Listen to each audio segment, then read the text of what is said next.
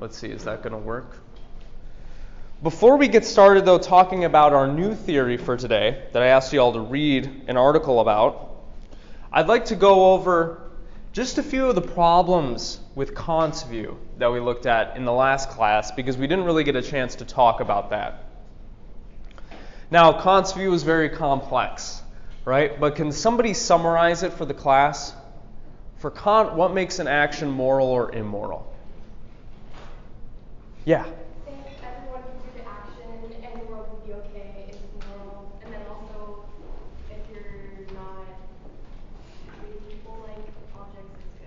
Right. Yeah, those were the two formulations or tests that Kant gave us to figure out whether or not an action is moral or immoral. If you want to kind of oversimplify Kant's view, for him what matters is the intention. Did the person have the right intention when they acted? If they had the right intention, then what they did was a good thing. If they had a wrong intention, what they did was a bad thing. But you might think that there are some problems with Kant's view. Okay, it is very technical, it's complex. You might even think it's imperfect, even though you might kind of vibe with the idea that the intention is what matters. One of the things that is central to Kant's view is its relationship to reason, to rationality. Remember, Kant thought that what is moral is always rational. Somehow, rationality and morality are linked, they're connected.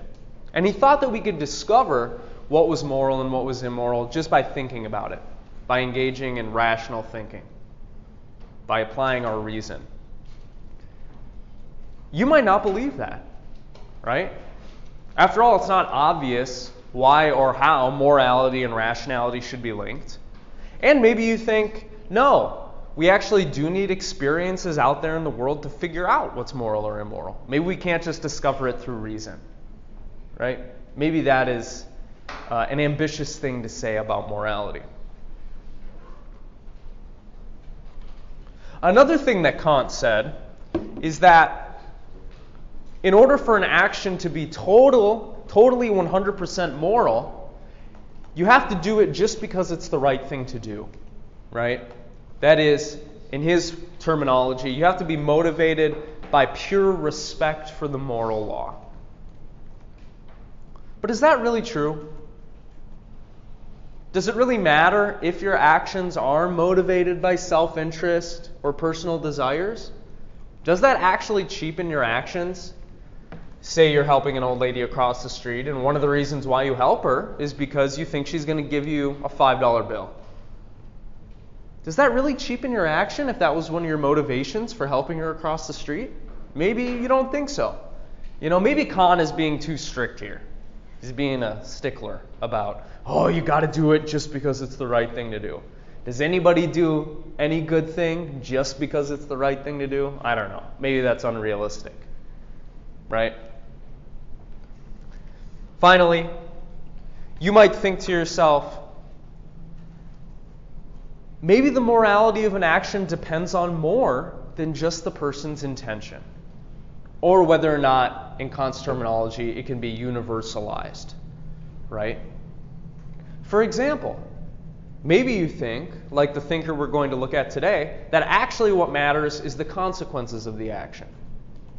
Maybe the person's intention has nothing to do with whether or not the action is moral or immoral, and it has everything to do with whether or not you produced good or bad results. Does anybody kind of swing that way? It's kind of intuitive, right? It makes sense. Good things produce good consequences. Well, that is the ethical theory that we're looking at today. It's a very simple one. It's intuitive, widespread, commonsensical, I would say. We're looking at an ethical theory known as utilitarianism, which was popularized by this guy, John Stuart Mill. John Stuart Mill was an English philosopher, political and social theorist. At one point in his life, he was actually a member of Parliament. He's somebody who has written extensively, not only on ethics, but also on politics, on economics, on human nature and philosophy of mind. He's known primarily for pioneering two very important philosophical views. One, utilitarianism, which we're going to look at today, and two, classical liberalism, which is the political philosophy on which the United States is based, for example, and a lot of other Western countries. Classical liberalism basically has to do with, personal liberty should be prioritized, the government should serve the people, so on and so forth. Just think of what our Declaration of Independence and our Constitution say. Those documents echo some of the central ideas of classical liberalism. But today we're going to be looking primarily at his ethical theory, which is written partly in response to Kant's view. I assign Kant first, and then I assign Mill second, because if you actually did the reading, you will have noticed that Mill actually attacks Kant's view in the reading. He doesn't think that Kant's view is up to snuff. Okay, he thinks he has a better one. And we're going to interrogate it today. Explain it, analyze it, interrogate it. Mill is he's expanding an ethical theory that was pioneered, we might say, originally by Jeremy Bentham, who is a philosopher that came before Mill's time. Bentham, who's regarded as the founder of this view, known as utilitarianism, once said, "It is the greatest happiness of the greatest number that is the measure of right and wrong." And that central idea is what we're going to be looking at today. Not the intentions of the person, but whether or not their action produced good consequences. We're going to see if that's what makes an action moral or immoral.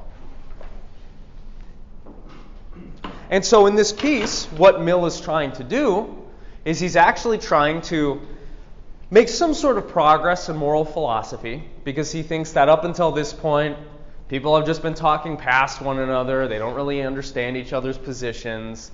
They're not really bringing forth good arguments. And he wants to explain what his ethical position is, what his ethical theory is that was basically pioneered by one of his mentors, this Jeremy Bentham guy. Why utilitarianism matters, how we can get people to follow utilitarianism, and he's going to anticipate some objections to his ethical theory. And he's going to try to respond to them, try to defend his ethical theory against some common objections that people can bring against it.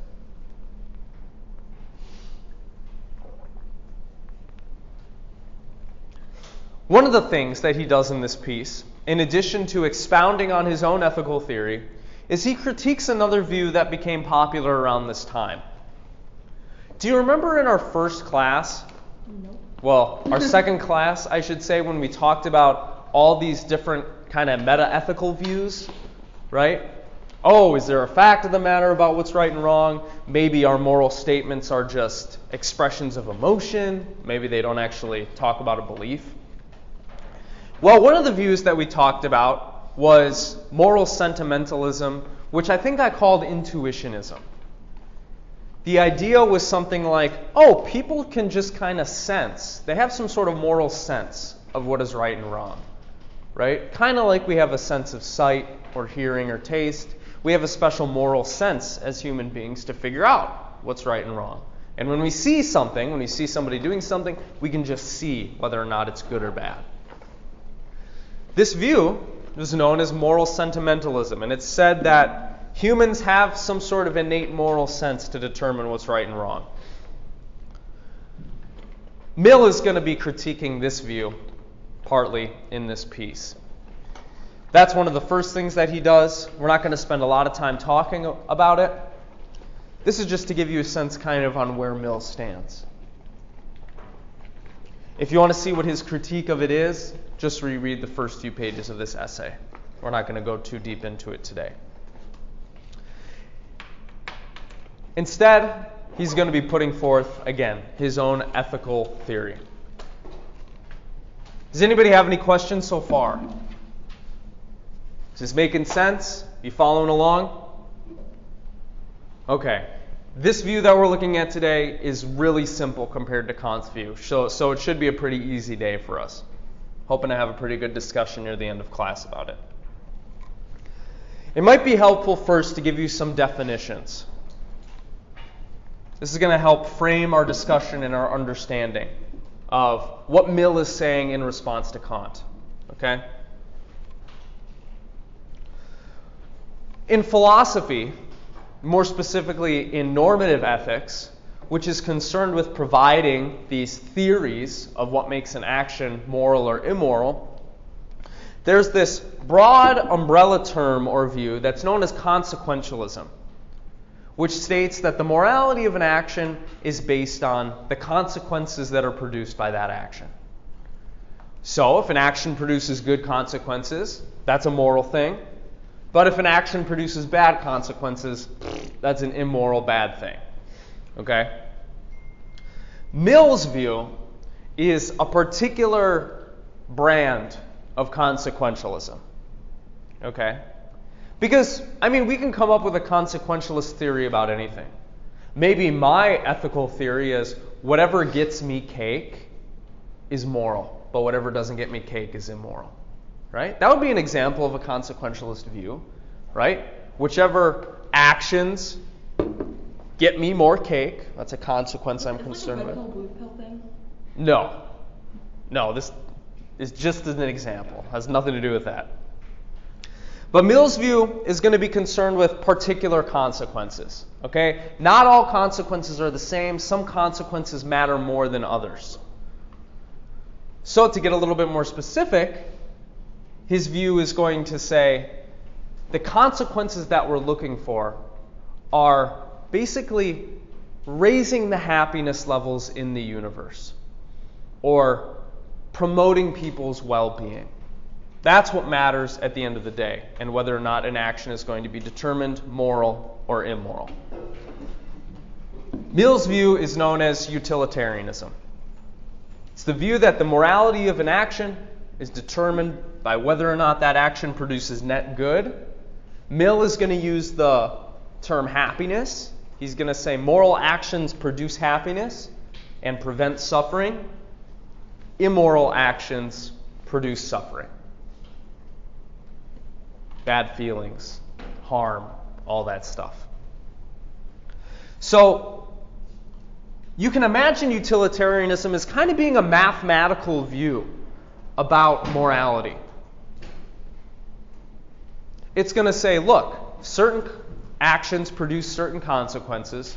What we're concerned with is producing net good, is, in other words, making the world a better place through our actions. That's what matters.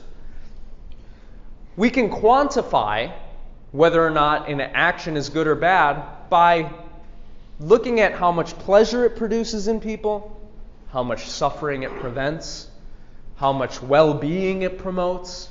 It's kind of a mathematical view of morality. We tally up all of the positives and negatives of an action, and if it comes out to a net good, then that's a good thing. You did a good thing. What do you mean by a net good? Overall good, all things considered.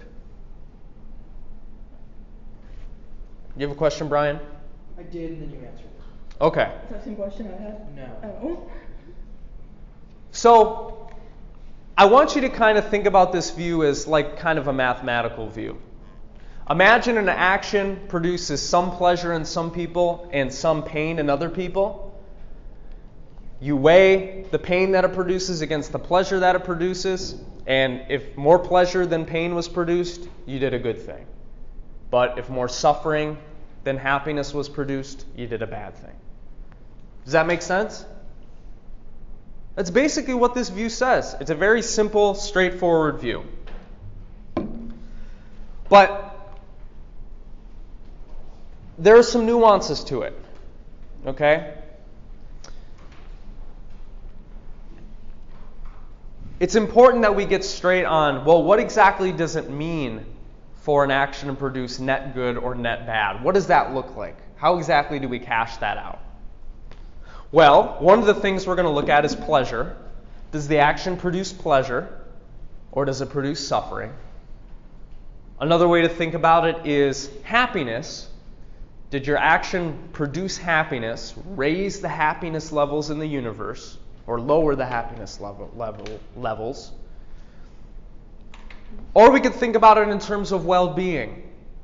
All of these are related to net good and net bad. Did your action promote the well-being of people? Does it make them better off, healthier, happier, or does it make them worse off? All of these things are related to net good, what it means to act and produce consequences that are a net positive. In the literature, these are the terms that are often used: happiness, well-being, or utility. Does your action produce utility? And by utility, the utilitarians don't mean like practicality. They mean something more than that. Like well-being and happiness and pleasure. And did you make things better than they were before? That's kind of what is meant by utility. Does that make sense? So kind of all of these ideas are contained within that net good that we're trying to produce through our actions. Consequently, actions that produce pain and suffering or displeasure or make people less well off or produce disutility, those are the actions we're trying to avoid. Thus, to determine whether an action is moral or immoral, we just tally up all of the utility that an action produces and all of the pain and suffering that that action produces, and we weigh them against each other. Is more utility produced or more pain and suffering? That's how we determine whether an action is moral or immoral. Really simple, right? So how do we measure it? That's a great question. How do we measure it? What do you think? I got nothing. That's why I asked. Well, we can just kind of look around the room, right? We can survey people. It's pretty easy to see whether or not an action hurts or helps someone, right? You know, punching somebody in the face, is that going to help someone? Might take you to prison. Yeah. Maybe it hurts you, but it gives everyone else laughter and enjoyment. What if it's Maybe. What if it's for like safety of somebody? That's another good question. Maybe it depends on the context, right? Maybe whether or not an action produces utility or not depends on the action, depends on the context, the time and place, etc. All those things we are going to factor into our analysis, as you'll see. The main point is this. The utilitarians are going to argue that we should maximize happiness, well-being, utility in the universe. We're trying to raise the happiness levels as much as we can. Okay? If we have an action that, say, raises the happiness level by 1, and we have an action that raises the happiness level by 4, we should do the one that raises the happiness level by 4. Okay? That's the one that we should do. That action will be better than the one that just raises it by 1. Okay? So this word maximize is very important. If you'll remember what Jeremy Bentham said, he said, promoting the greatest good for the greatest number is what's important. But that's kind of like an oversimplification, okay? Because oftentimes, the moral actions are the ones that make the most people happy, but not all the time. Because some people's happiness can outweigh other people's happiness. Okay? The majority of the time, the utilitarian is going to say, you should do the actions that make the most amount of people happy. But remember, their central goal is maximizing happiness in the universe. So you're not just concerned about making as many people happy as you can. You're concerned with, well, how much are you raising the happiness levels generally? There are cases in which you should try to make only one person happy, and that's the moral thing to do because their happiness is going to outweigh the 10 people's minor suffering that they experience. For example, let's say you're planning a surprise party for your friend, okay? And you are a little bit positive on surprise parties. You like them a little. And your friend Jenna likes surprise parties a little. And your friend Greg likes surprise parties a little. And you all kind of want to throw a surprise party for Cheryl. But let's say Cheryl really hates surprise parties. Okay? What's the moral thing to do? You don't throw a surprise party. Because throwing a surprise party is going to make Cheryl suffer way more than it's going to make you guys happy. So, we're trying to maximize happiness levels, minimize suffering levels. It's not just about making more people happy. Do you understand the distinction here? Or let's take a controversial or an evocative example. Slavery in the United States. When slavery was a thing, I imagine keeping it around would have made a lot of white people happy. But is their happiness at keeping slavery a thing? Does that really compare to the suffering that black people were experiencing? Arguably not, right? They were experiencing a lot more suffering as a result of this institution than white people would have experienced happiness keeping it around. So the right thing to do, even though black people were a minority, was to free them. Because that raised the happiness levels in the universe. It maximized it, according to utilitarianism. Does that make sense? So it's not always about catering to the majority, although oftentimes you are going to try to make as many people happy as you can. It's about maximizing happiness levels. But sometimes that involves catering to the minority group, because their suffering may outweigh the happiness of the majority. Got it? Okay, did you have another question, Brian, or did I answer it? What if someone's happiness goes against their well-being? That's a good question. It's going to depend on the particular utilitarian. So, more often than not, what utilitarians mean when they say utility or happiness is this well-being thing. So, for the majority of utilitarians, we should be doing what's good for people and maximizing what's good for people. Sometimes people can be mistaken about what's good for them and what's going to be good for them in the long run. So Mill in this piece is going to keep using this phrase happiness, but what he really means is well-being or the good of people. But you might have a utilitarian out there who all they care about is how people feel. But you won't really find many of them. Okay, we good on this?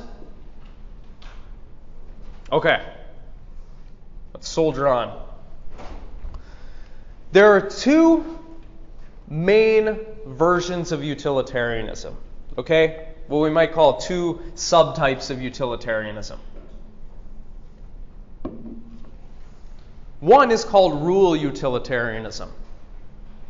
This view says we ought to perform those actions that, in general, most of the time, promote the most utility. This version of utilitarianism follows general rules.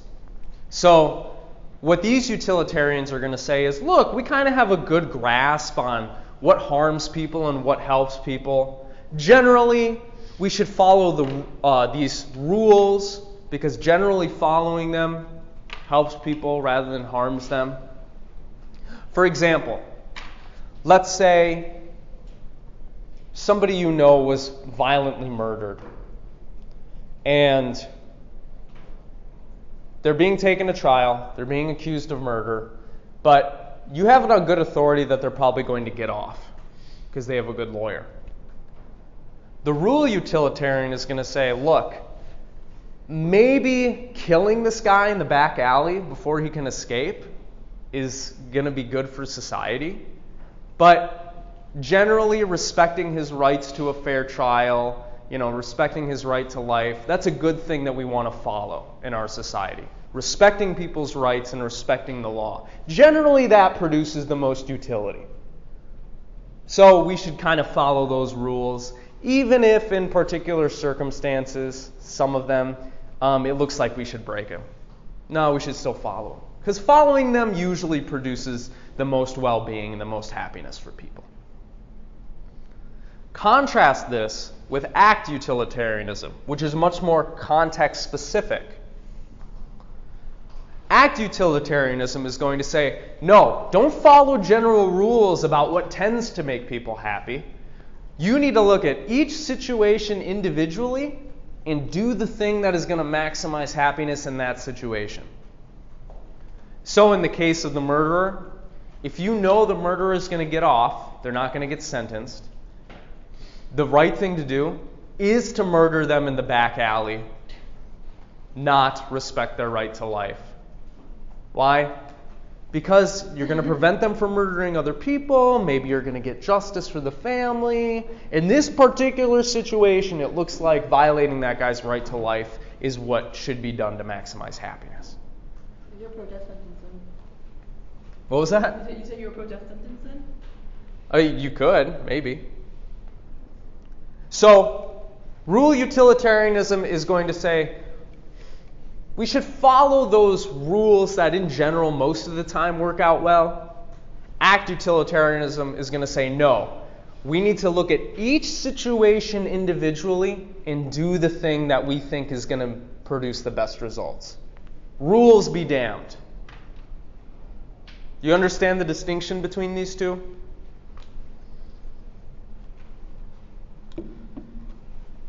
We could take another example, right?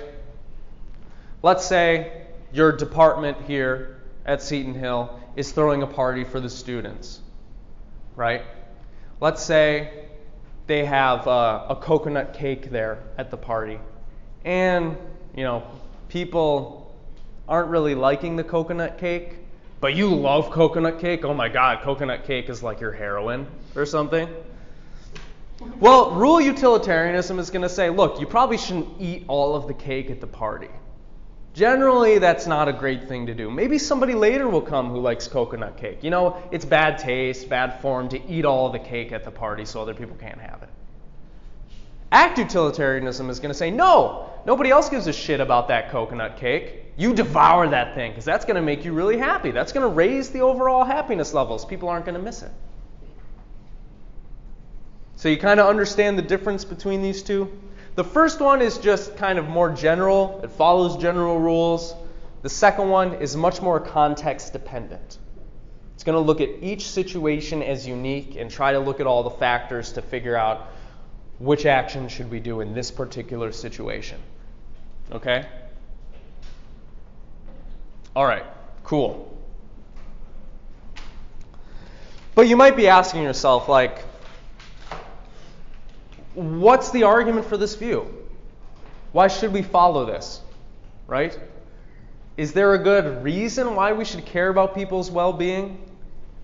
Is there a good reason we should care about people's happiness? Right?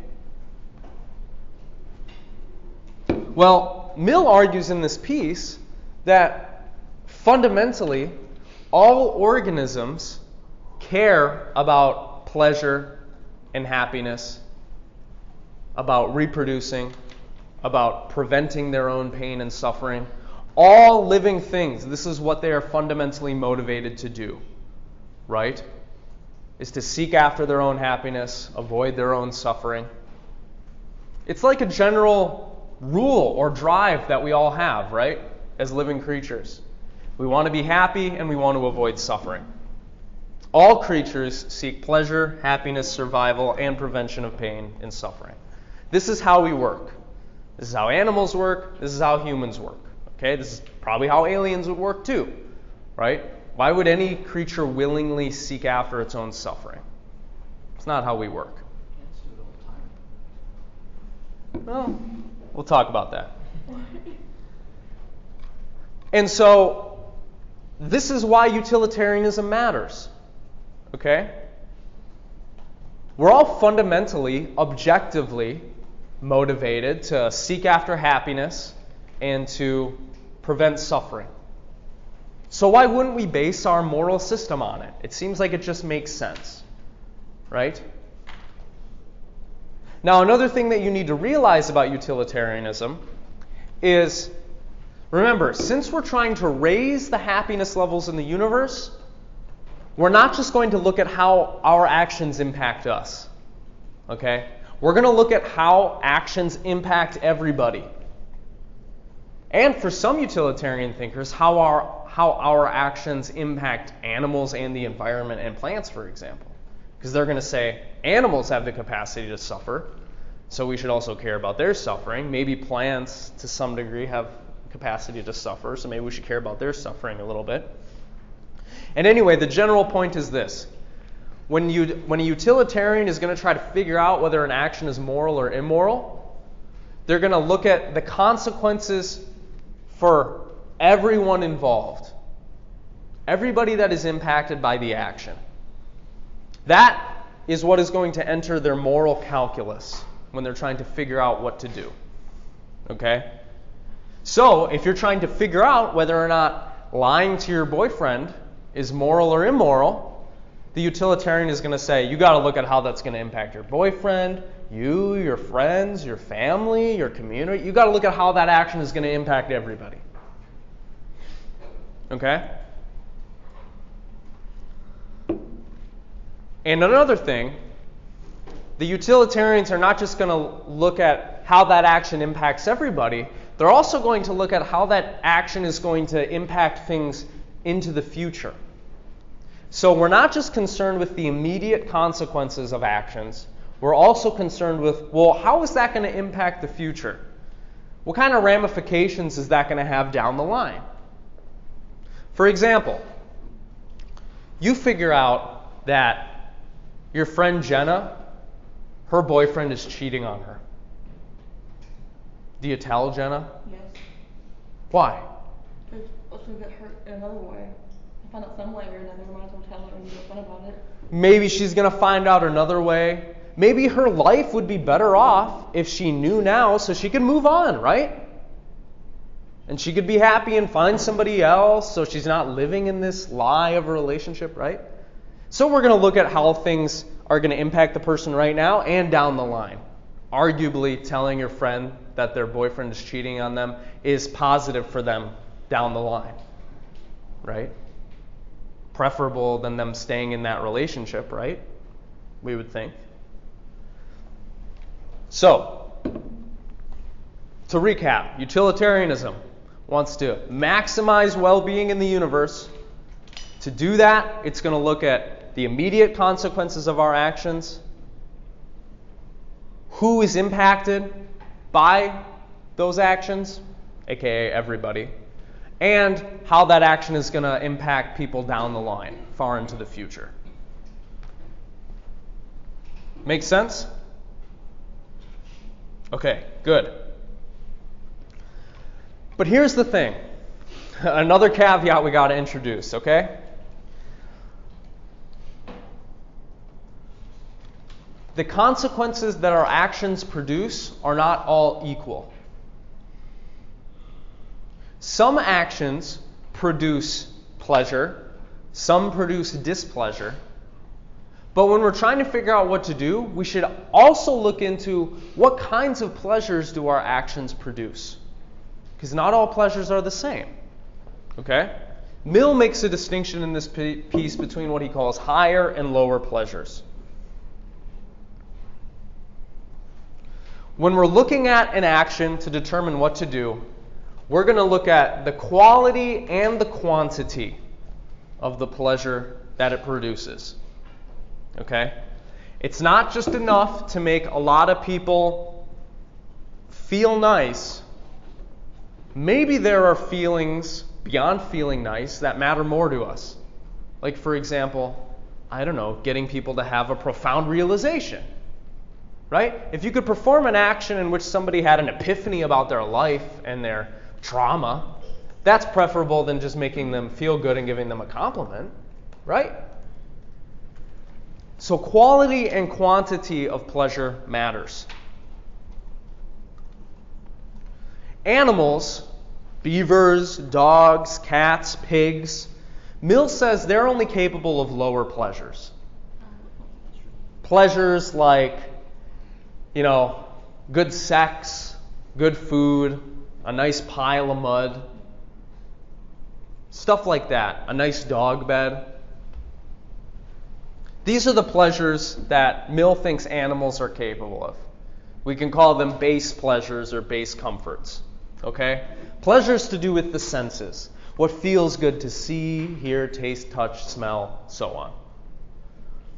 But what's special about humans, Mill argues, is that we're capable of these things called higher pleasures. Yes, we can experience the lower pleasures, right?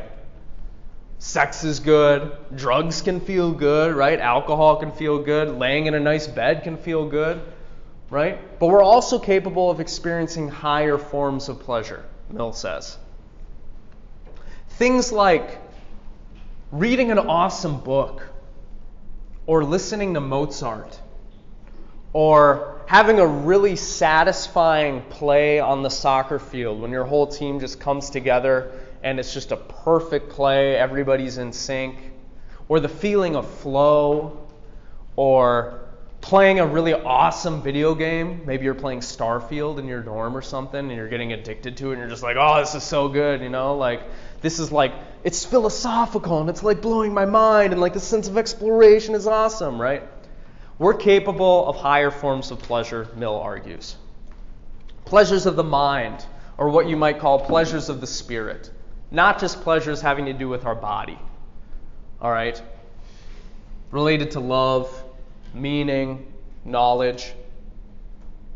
And so when we're concerned with trying to figure out what to do in a situation, if we have the option of producing this kind of pleasure for ourselves and others, or the higher ones, we should do the higher ones. Because the higher ones are better, Mill thinks. They're longer lasting, they're more profound, they're of a higher quality. What do you think? Do you agree with Mill on this point? No. Do you think that we are capable of pleasures that other animals are not? We're mammals, so yes. Okay. So we are capable of experiencing some things that animals can't, that other animals No, can't. we're mammals. We're all animals, technically. Okay, so you disagree with him on this. Okay. Does anybody agree with him? Yeah? I'm not sure a pig can, feel what I feel when I read Pride and Prejudice, but... Yeah, but they feel it in other ways. Maybe, yeah. I think you're going to like Peter Singer when we get into animal ethics, because he's going to... I'm not a vegan. Oh, that's okay. He makes some pretty good arguments nonetheless. I think I read about him and his vegan, one vegan article or something. I'm also not vegan, yeah. But we'll get to that.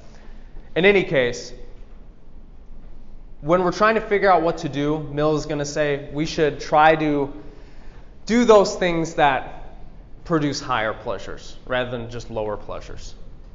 Yes, sir. I was going to say, whenever I get home, I have 2 dogs, and whenever I'm in right through the doors, they're straight towards me, they're wagging their tails, and they try to tap me. Yeah. So I can tell that they're pretty happy about it, and yeah. probably one of the reasons And they why want to I use them in being screaming with them. police forces and therapy and service dogs.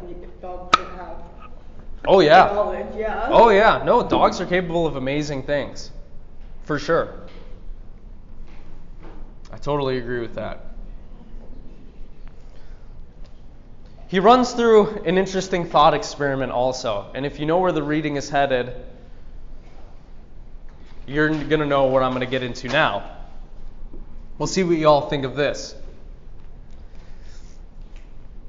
It's kind of a tangent, but I think it might be fun to talk about nonetheless. Here's what Mill has to say at one point in his essay. A beast's pleasures do not satisfy a human's conception of happiness. So if you imagine just filling your life up with good food, good drugs, rock and roll, and sex, that's not going to make you feel fulfilled and happy at the end of the day. This is what Mill says. Okay? Humans require something more to feel fulfillment, to feel genuine human happiness. And so, he says, few human creatures would agree to be changed into any of the lower animals in return for a promise of the full allowance of animal pleasures. That is, at one point he says, it is better to be a human being dissatisfied than a pig satisfied. Do y'all agree with this? If you had the option to be turned into an animal that got, whatever you wanted as an animal, right? An awesome house cat in a rich person's house. You're always fed. You got the best. You don't get to choose a place, though. You don't get to choose the animal. Well, if you got to choose the place in the animal, would you rather be you or an animal? Depends where the animal's at. Want to be in a shelter or? You decide. Yeah, you decide. If it's in a shelter, would you rather be you? Yeah. Okay, if you were a cat in a rich person's home, would you rather be you or the cat? Cat. The cat? That would be pretty nice, right? You don't have to worry about anything, right? You just get to do cool cat stuff all day. You'd even get to be a little bit of an asshole, and your owners would still love you, right? Can't do that as a human, right? If you're a dick, people stop hanging out with you. Not cats, though. My cats, man, they can be little annoying shits sometimes. 2 cats. But I love my cats. I'd probably murder for my cats if somebody did something to them. I would go for a dog. Maybe that signals something wrong with me. I don't I know. would do that for my dogs. But what do the rest of y'all think of this? Would you rather be who you are now or a satisfied animal somewhere? Yeah. I think depends on the day and the animal, but purely because I recognize that humans are unsatisfied, and I feel like some days that would be better. Some days. Being unsatisfied. I don't know if Humans are greedy. satisfied. Say that again? I don't know if humans could ever be satisfied. No. You don't think so? They're always greedy. I don't know. Not like forever. Like it's like very short periods of time that I think. I mean, 7 deadly sins. Yes, Madison. Yeah. Guys, shh. I feel like that's the cool thing about being a human is that we're never really satisfied, so we're always striving for more. At least a lot of humans. And I think I personally would never want to be an animal. It's kind of like, say like, somebody becomes blind at the age of like 25. And you've seen so much, and now you see nothing. So that's kind of how going from a human to an animal would be. Well, but if you were turned into an animal, you wouldn't know what you were missing anymore, right? I feel like if I was a human and then turned into an animal, I'd always remember. You think so? We have the same brain still? And no, you would have the animal brain. Yeah, but would it still the same thoughts as we did as a human brain does? Well, do animals have the same thoughts that humans Yeah, do? but if it's our past life. I don't think you would. I think you'd have different thoughts. I don't know if you would have any memory of your past life. Maybe you would. Would it? Yeah, Joe. I feel like your life would, without trying to sound mean, like your life would become kind of pointless as soon as you turn into an animal. There's not much for you there at that point. Why not? You get all the sex and food that you want. What really is that, though, in comparison to what you get on a day-to-day basis as a human? Well, what do you think you get as a human that's so great? I don't think anything is, like, especially great. I just, like, the base senses of everything that you overlook. You just appreciate your human existence. Being a human compared to being an So animal. you can learn a lot from an animal. Huh? So you can learn a lot from an animal. Yeah, you can. Yeah. What's just that? You can learn a lot from an animal. Yeah. I think there's something about this that is really interesting. I mean, I have this intuition, I don't know if y'all do too, that at least if I was a human, I wouldn't be satisfied with this kind of life. I'm not sure I'm ever going to be fully satisfied or permanently satisfied. But some days I do wish I could be like a house cat, or like a turtle in a nice person's house. You get to lay under the sun, do cool turtle stuff. I don't know, not worry about anything, right? I feel like, how's this even a question, man? Like, you're either a depressed human, or you get to just eat and have sex as an animal. Well, what are you leaning towards? You're an animal, man. So you would rather be an animal than who you are right now? Than who I am right now? I don't know, man. Those pigs look like they have a lot of fun. Yeah, I think I'm taking the pig route. maybe. Here you go. Yeah. It doesn't seem, well, I guess it would depend on the situation, right? You probably wouldn't want to be like a dog in a shelter, right? No, I would want to be a pig in a mud pile with a bunch of other pigs on a farm. Getting money. Yeah. My cousin's farm, right? Yeah. I do think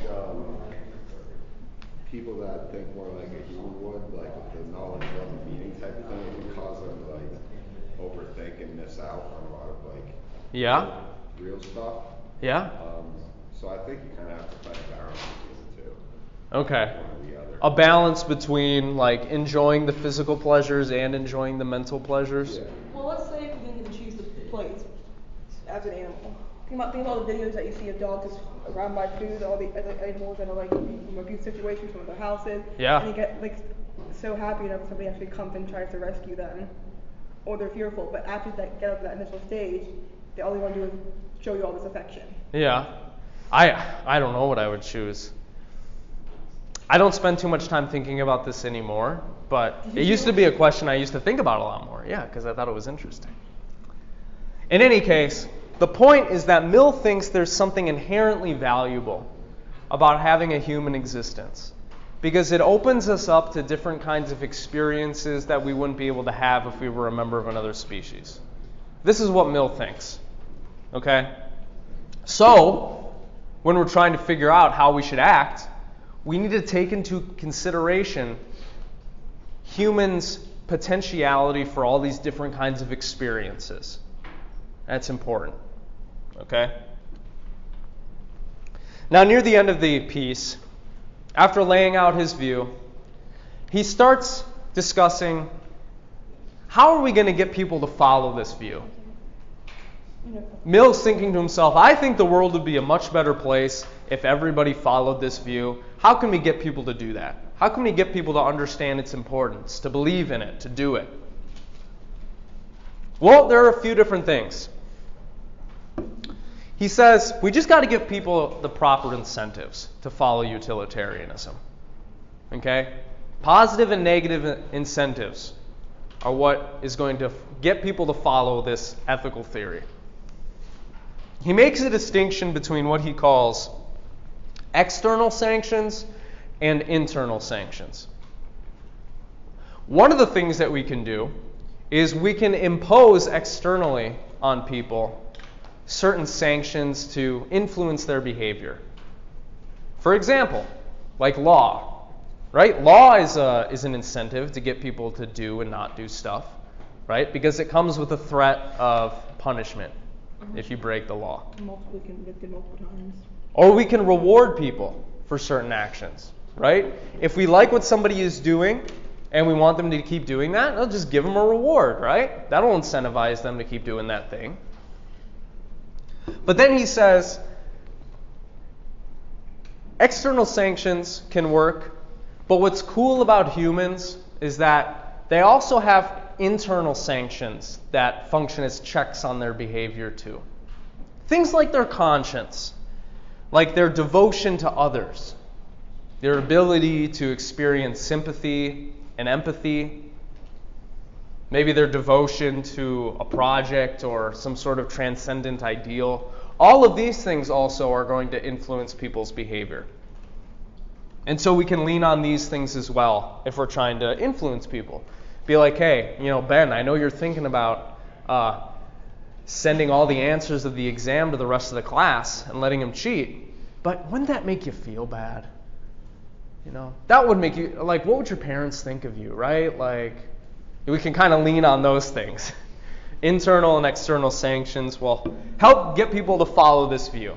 And Mill is saying, if everybody followed this view of just trying to do what's best for everybody, raising the happiness levels, the world would be a much better place.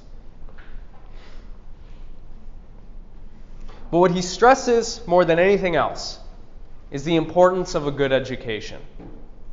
This is what's really going to make the world a better place and instill these utilitarian values into people. Okay? He says that if we want our society to improve, if we want people to be more moral, we need to get them to conceive of their own happiness as integrated with everybody else's. We need to get people to realize that no person is an island, right? They are connected to other people in a relationship, and what's going to affect one person is also going to affect the other people in that community, to some degree.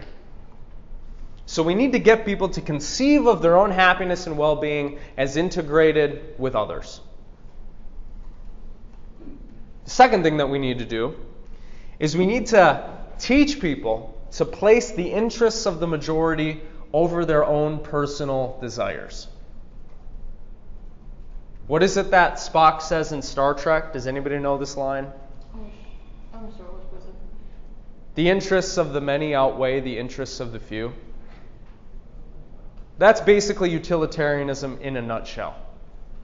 We need to look at the global community, how our actions are going to impact the global community, rather than just being concerned about what we individually want.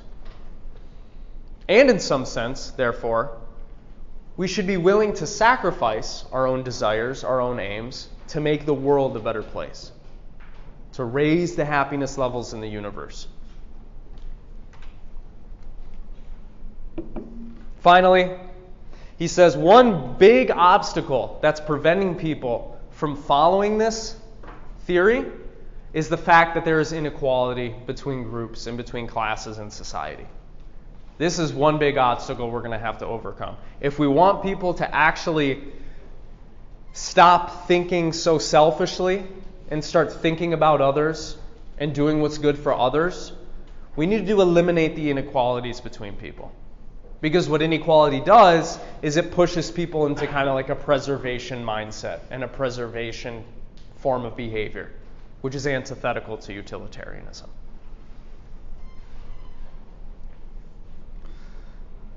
And there we have it. That's basically the ethical theory of utilitarianism. The only other thing Mill does in this piece is he responds to some potential objections to this view, which you might be thinking right now. For example, one objection you can bring to the view is, well, look, when I'm faced with a situation, I don't have time to go through, how my action is going to impact everybody. I need to make a split decision. I don't have time to do this moral calculus. Okay, I can't tally up all this crap. How am I going to make an informed decision, Mill? What does he say? We've had the entirety of human history up to this point to come to a pretty good understanding of what hurts people and what helps people. Okay? It's not rocket science, Mill's going to say. You don't need to think super duper hard about it. You kind of know already what you should be doing and what you shouldn't be doing. Okay? So you don't need to do this long moral calculus. You kind of already know how your action is going to hurt the community and how it's going to help the community. Can you think of any other responses? Or objections, I should say? What other objections might you have to Mill's view here? Yeah? Like you said about inequality, like when you're thinking about war and stuff, if there's like a huge group that like doesn't like another group and they like go start a war with them, their happiness because they're a bigger group would outweigh like the minorities. Right. Yeah. Yeah, I mean, what do you do about like conflicts between nations or conflicts between groups, right? Let's say you have, country A has 1 billion people in it. China. Country B has 1 million people in it. Country A wants to wipe out country B. Simply because they exist. Is that the right thing to do? It's going to make country A happy, right? And they're a lot more people, right? No, I don't know. It's a tough situation, right? That actually gets to the third objection that he discusses here in a second. Yeah? I was just thinking about the Rwanda genocide. Yeah. Now, I was thinking, like, let's say I'm a member of the Hutu tribe, and I'm trying to hide a couple of Tutsis away, maybe hide them in my bathroom. But if I get caught, I know it's a good thing, but if I get caught, the consequences may be severe, even though I'm doing a good thing. Yeah. I might. Yeah, and they might be severe for your family. Yes. Right? So, how do you weigh that? The lives of some strangers over the lives of your family? That's hard. right? I read a story about a guy that had to choose between saving his family or saving his, because his family was trapped by some like other not great people. Yeah. And he had to decide whether he had to crash the plane on the family or crash the plane with him and his other people in the plane. That's a terrifying decision. Yeah. Maybe you could write about that actually in your third writing assignment. Well, I think it's not really a loophole to save both of them, so. That's what you would try to do, right? Another objection he considers is this. Look, it's the consequences. You're saying the consequences matter, Mill. Doesn't that mean you're also saying it doesn't matter the path that we take to get to the consequences? Right? Does it matter, the means that we employ as long as the result is good? That seems barbaric, John Stuart Mill. And he's like, no, that's dumb. That's a whole dumb way of thinking about this, okay? Your means and ends matter. Why? Because the means that you use to get somewhere, to get something done, they're going to have an impact on people, right? Let's say you're trying to achieve world peace, and there are two options in front of you. One, you achieve it after 100 years of social activism, or two, you achieve it right now by killing 1 billion people. An ignorant critic of utilitarianism would say, Mill, there's no way to choose between these two because they both end in world peace, which is awesome. What a weird theory you have. Mill's going to say, no, you choose the one that doesn't involve killing the people. Okay? That's obviously bad. People are going to feel bad about that. That's going to produce suffering. It ain't going to be good for the world. What people do, though. Okay? So the means do matter, Mill says. The means that we employ to achieve something matter. And finally, this was getting to what you were saying, Georgia. You could come up to Mill and say something like, well, look, it seems like on your view, we could justify evil actions. Yeah. Right? Has anybody here ever read the short story, Those Who Walk Away from Omelas? I've never heard of it. It's a short story based around the following situation. Utopian community. Everybody's happy. They have enough to eat. They don't have to work. They can do whatever they want. They never go without. And they're all happy and nice and loving to each other. It's like a giving. But the existence of the society depends on them keeping one small child imprisoned in a dark room, tortured, doesn't get any food, is malnourished, never gets to leave the room. And part of the initiation into the society as the people get older is they have to go visit the room. And then they get to decide, do I live in society knowing this is what it's based on, or do I walk away? Do I leave? You could say a utilitarian would be like, torturing and letting the one person starve and die in there, yes, you do that to make all these thousands of people happy, of course. She wants a child. Of course, when you weigh the suffering of the child against all of these people's happiness, right? And you might think that's an objection to utilitarianism, right? That's barbaric. That's terrible. Well, Mill is going to say, look, every ethical theory that people have come up with can be used to justify evil actions, right? Same thing with Kant's view. Kant's view is not impervious, right? It also has its weaknesses. Like, for example, it says lying is always immoral. Suicide is always immoral. Maybe you think in some situations it is right to lie, right? In any case, these are some of the objections that he considers. Nevertheless, because we talked about some of the problems with Kant's view, we should also talk about some of the problems generally with this view, okay? Because this view also is not perfect.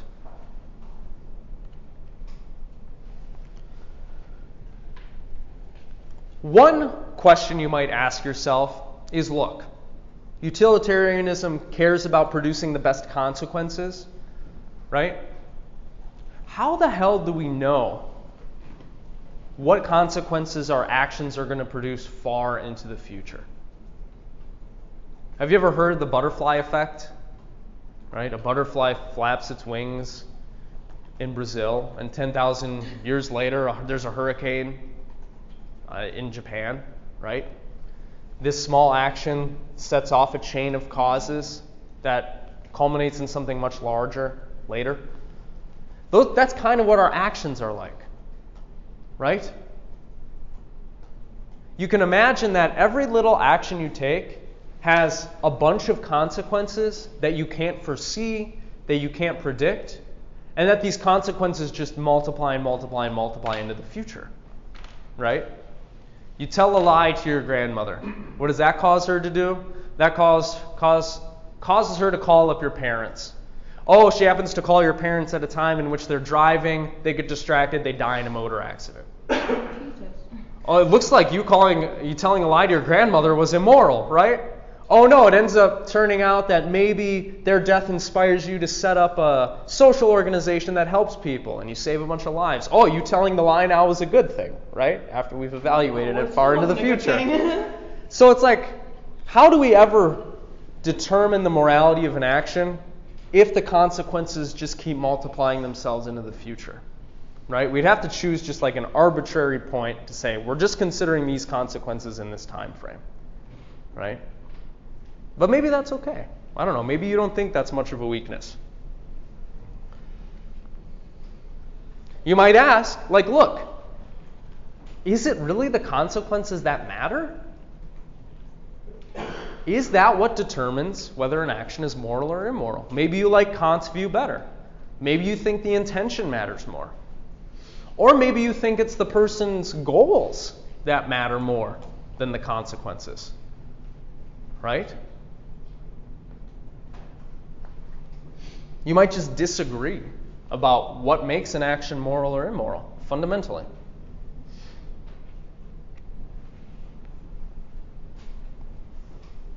In his book, I believe it's called Reasons and Persons, philosopher Derek Parfit comes up with a very interesting objection to utilitarianism. He says, okay, if we follow utilitarianism, that says that we should maximize the happiness in the universe, right? Well, what's one way of maximizing happiness? You have a bunch of kids, right? Why? Because you're bringing a whole bunch of people into existence who can now be happy, right? And as long as you make their lives better than worse, that's going to raise the happiness levels, right? Than the happiness levels were before the kids were born. Let's take that to its logical conclusion. Derek Parfit says if we follow utilitarianism, what that would prompt us to do logically is populate the earth as much as we could until everybody's lives were just barely worth living over not living, because the total amount of happiness those tens of and 20 billions of people would experience would be more than we have now. But that seems unintuitive, right? It seems weird to say that world would be happier overall than our world, right? Where they're all just living lives that are slightly more worth living than not living, right? It's a repugnant conclusion. It's a very strange conclusion that falls out of this, Parfit thinks. Finally, a thought experiment, the utility monster. Say there were a being that existed that no matter what you gave it, say you gave it a bunch of food, a bunch of money, a bunch of sexual pleasure, that its happiness would just continue to grow and it would never experience any diminishing returns. Right? As humans, we experience diminishing returns. The first pizza is great. The second piece of pizza is good. The ninth is not good, right? Because now you're experiencing displeasure. You've eaten too much. Imagine a utility monster that doesn't experience diminishing returns on what you give it.